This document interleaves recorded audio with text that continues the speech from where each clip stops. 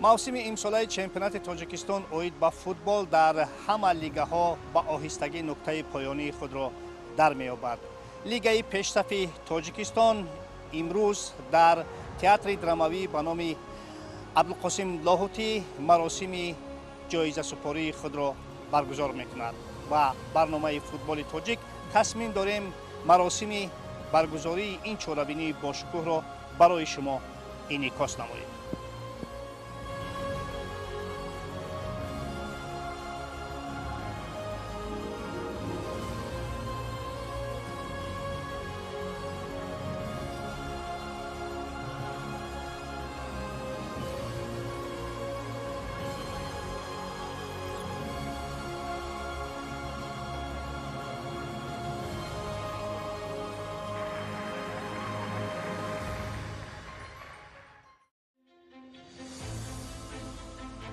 سر از سال 2017 مسابقه ها اوید با فوتبال در سه سین سال تحت عنوان لیگ پیشرفت برگزار می شوند. عالمزاده فتح الله، عزیزبک حییتов، موسی قهارov، صادق جان قربانov، محمد نظریف که تا حد منتخب تاجیکستان و دسته های شناخته کشور و بیرون از آن رسیدن آبخورده های مکتب لیگ پیشرفت می باشند. موسمی که انجام یافت در مرحله نهایی خود میان فوتبال بازان 14 ساله 10 تا 16 ساله 10 و U18 8 دسته را به هم آورد. باید گفت برآمد در مرحله های نهایی این مسابقه اصولا آسان نبود، زیرا در لیگ U14 78 دسته، در لیگ U16 68 دسته و در لیگ U18 43 دسته شرکت ورزیدند که امروز بهترین دسته ها و بازیگران و مربیان در حال متنتن قدردانی شدند.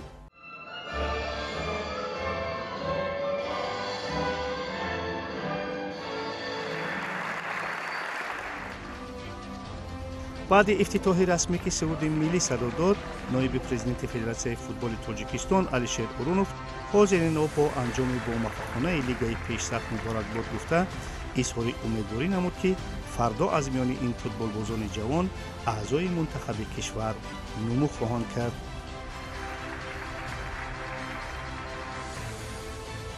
در آغاز مراسم جایزه سپاری نخست به دسته مکتب مخصوص ورزش فوتبال شهر باختر و دسته سوخدو برای بازی تازه و نمونه‌ای جایزه فیر پلی تقدیم کرده شد. بهترین بازیگران سه لیگ در دسته های خود نیز جایزه های خود را دریافتند که میانشان اساتیلا قهارov از دسته مکتب مخصوص ورزشی فوتبال شهری بخش، نورالدین خسروزاده از دسته مجموع، حکمت الله قدرت الله زاده از دسته دوشنبه بودند. بسیارتر همدستگانم به من روحیه بخشیدند و همچنین میnnتداری خود را از محمد بهادر ترینر استادی ما و حلیم فیضین میرسانم که این دو شخصیت بودند که ما به این جاها رسیدیم و اساساً مهنتی دسته بود، چون که دسته ما مهنت کردند و به ما پاس‌های گل‌آور دادند تا که ما به این جایزه سزاوار شویم. کدام گل بیشتر در خاطر نقش بست؟ گلی که در بازی با تاج بود، جای اول را اینها اشغال کردند همان، و باز گلی که در بازی با سسکا زدم همان. اصولا موسم مشکل بود، کم دشوار بود ما، ولی توانستیم که جای سزاوار را اشغال کنیم. بهترین مربی در لیگ پیشرفت بازیگران 14 ساله پرویز سیف‌اللهیف دانسته شد. مبارک شود. عموما چه احساسی هست؟ من همین بهترین مربی سال بودم.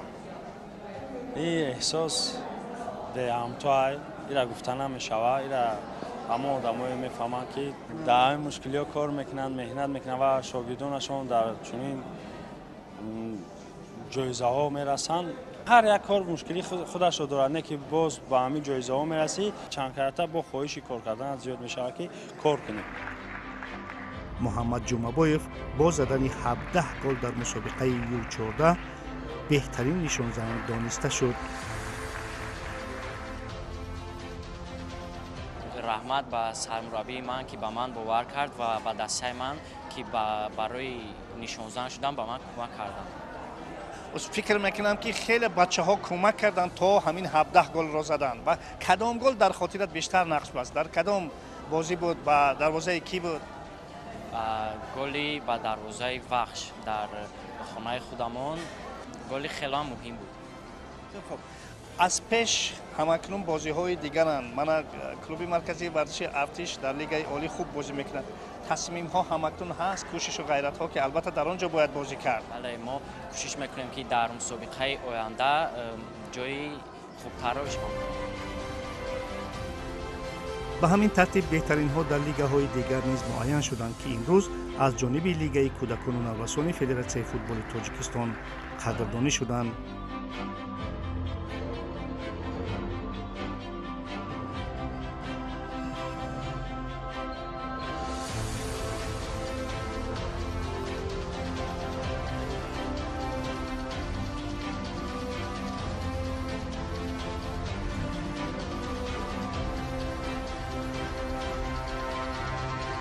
بچه ها موسم امسال مشکل بود در قیاس با سال پار؟ بله مشکل بود. بازی اول در چمپیونات ما دو بازی رو باختیم و یا بازی مساوی کردیم و بعد بازی رو برده با جای اول رو گرفتیم. بازی با کدام دست مشکل بود؟ بازی با دسته باختر در سفر قیم گذاشته و بازی با سو در خانه خودمان. البته چمپیونی مبارکتان باشد در 16 ساله ها. خب چی احساسی هست من وقتی که مدال ها آویزان هم بگردن؟ احساس های خرسندی و غلبه همه دسته خرسند است و در آینده با چمپیون شدن مسابقه دیگر رو چمپیون شویم در مسابقه دیگر. احساس های خیلی بلند است و بعد این در اینجا خرسندی میکنیم. بعد از این بعد دیگر موسم تیاری خیلی خوب میبینیم. در آنجا هم با نیت чемпион شوی بازی. باید چمپیون دیگه از دست ندیم. نه. Хотел бы высказать свои эмоции. Эмоции у нас невероятные. Мы стали чемпионами Таджикистана. Спасибо всем зрителям и болельщикам за то, что нас поддерживали. И хотел поблагодарить всех наших тренеров. Это заслуга всей нашей команды. Каждый игрок и каждый тренер выкладывался на максимум, чтобы мы победили этот чемпионат. Какие планы на будущее? Планы на будущее стать чемпионами Ю-18 в возрасте 18 лет.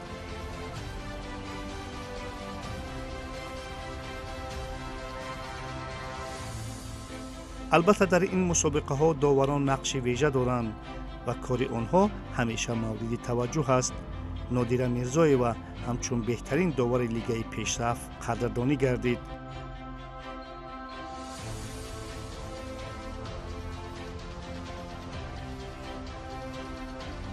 به خاطر بالادروهی حاضرین یک لحظه تفریح نیز در برنامه امروز جای داشت.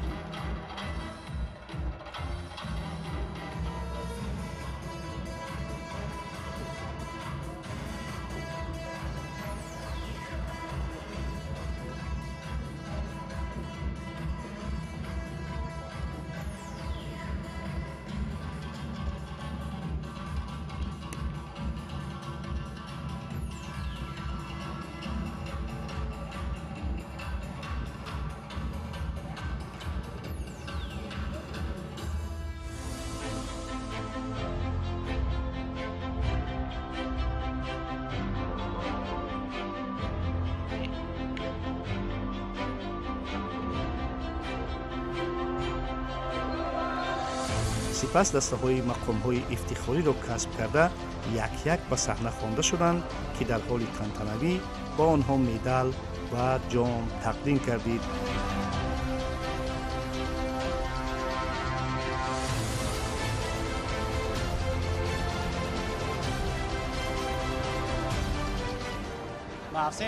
مرسیم برای ما بله خیلی مشکل بود برای اینکه دسته‌های پرقوت در این موسم خیلی بسیار بودند و ما برای همین هم با دسته‌های پرقوت بازی بسیار خوب نشان دادیم و ما تسلیم نشده و قهرمان پیشرفت یو18 در چمپیونات تاجیکستان در موسم سال 2025 گشتیم. چگونه احساس است بهترین بودن؟ احساسی بهترین بودن خیلی احساسیه که بهترین است که برای من خیلی و خیلی مهم بود برای بهترین بازیگری در همین و پیشرفت شدن.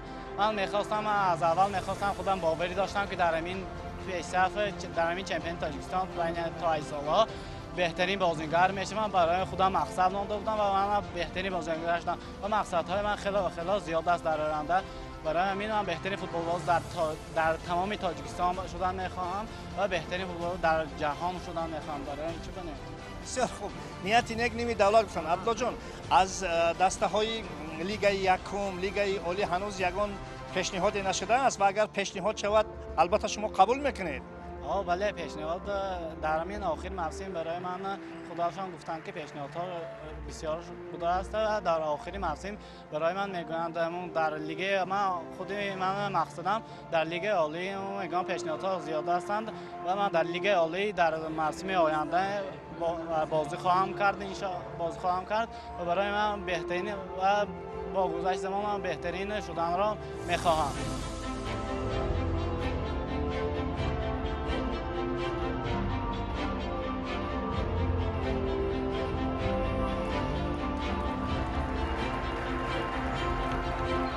مسعود، چه احساسی هست من بهترین مربی بودن؟ اولا که با فدراسیون فوتبال جمهوری که همه خیلی لیگ پیشرفت بسیار لیگ ناز برای جوانان، برای آنکه جوانان آینده فوتبال تاجیکستان هستند. من میخواهم که در آینده این 18 ساله ها چمپیون شدن. من میخواهم که کمانده ما با لیگ یکم براید، بعد اونجا که عالی شدن لیگ عالی براید. نقشه داریم. میدونیم که اکادمی تاج یکی از اکادمی های خیلی فعال است در تاجیکستان که در همه مسابقه ها شرکت می‌ورزد. اصولا فکر نمیکنم که مثال شما از لحاظ شرایط کمبودی داشته باشین و برای انجام موفقیت ها همه شرایط ها میرسن. البته شرایط ها بهد ما تمرین های پیش از چمپیونات رو در جمهوری ازبکستان میگذرانیم. برای ما مربی ها چی نقشه میکشیم، سرپرستی ما غیب‌الله جان ما را نمیگوید، همه شرایط مهیا میکند برای بچه ها، چی مسئله خوراکه باشد، چی مسئله جای خوب باشد، رفت و آمد شرایط همشه بهترینش میکند. برای فوتبال خدمت کرده ما هم چی ملائکه که همچون مربی داریم، ما کودک‌ها و همین میفهمونیم، مشق و تمرین ها میگذرانیم که اونها بهترین شوند.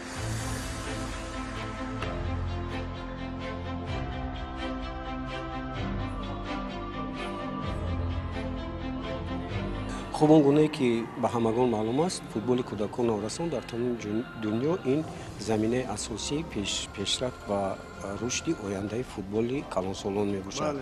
و خوشبختانه از جانب لیگ فوتبال کودکان نورسان تاجیکستان همه ساله مسابقه در بین لیگ ها تشکیل کرده می شود و کودکان نورسان وابسته به سن سال خود در لیگ های مختلف برآمد میکنند و آینده ما هم محض از همین بچه های هست که در همین لیگ امروز مثلا موفق شدند و باوری کامل دارم که از بین اینها فوتبالبازان خوب با لیاقت فرد و اوایه میرسند که شرف فوتبال ملی رو در عرصه بین المللی شرفمندانه معرفی مینمایند.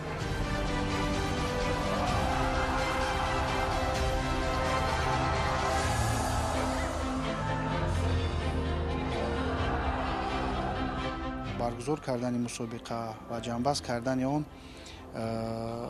یک خرسندی برای ما مسئولین می باشد و اینچنین برای آماده شدن به موسم آینده. یعنی ما از حاضره یعنی آماده ایم که موسم نو رو برای آغاز کردن لیگ های پیشرفت یعنی آماده کنیم.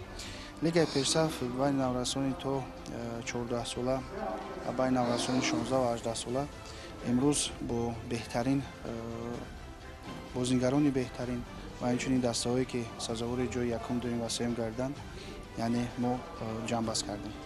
ببینید عبدالله، مسلم است که هر یک کار یک مشکلات دارد که البته اون دیده و برطرف کرده تا موسم آینده البته نقشه بندی و طرحریزی میکنه. چی مشکلات شاید در روند برگزاری مسابقات، شاید در مثلا حالت میدان ها، خلاصه چی چیزهایی بودن که همکنون اونا باید برطرف کرد تا موسم آینده البته این نقص و علت رو نزنه؟ البته در تمام کار کمبودی هست، در مسابقه ما نیز کمبودی به نظر می رسید و ما مسئولین تمام هم کمبودی که موسم سال یعنی پیدا گردیدن از سبب آماده گردیدن ورزشگاه یا اینکه رفت آمدی دسته ها همه اونها رو ما به نظر گرفته یعنی کوشش میکنیم که هر سال یعنی همین کمبودی رو برطرف کنیم و امید از اون داریم که کمبودی که امسال بودن سال آینده یعنی همه اونها برطرف میشه و سطح مسابقه در یک سطح ضروری یعنی برگزار میگردن بازی. خلاص آن نقشه هایی که در این سال طراحی شده بودند همش با موفقیت انجام شده. نه فقط مسابقه لیگ پیشرفت یکی گویم جنباز گردید.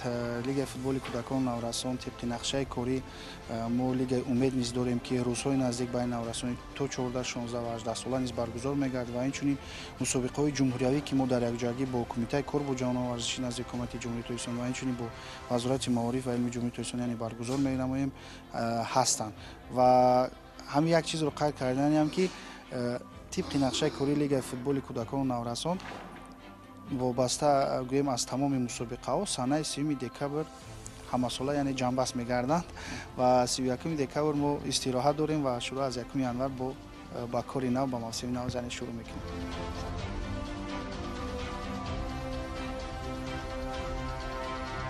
خوب دوستان عزیز اینک مراسم جایزه سپاری به انجام رسید. بهترین ها جایزه های خود را گرفتند برای امسال برای لیگ پیشرفت انجام و چگونه که عبدالله ساقیف گفت در مدت های خیلی نزدیک همکنون برای سال آینده نقشه ها طرحریزی شدند که باید آمادگی ها شروع شوند و برای همه آنهایی که در اینجا با عنوان های بلند و بالا نصیب گشتند سزاوار گشتن البته برای موفقیت میخواهیم آنها را مبارک باد میگوییم. در همینجا برنامه ما به انجام میرسد.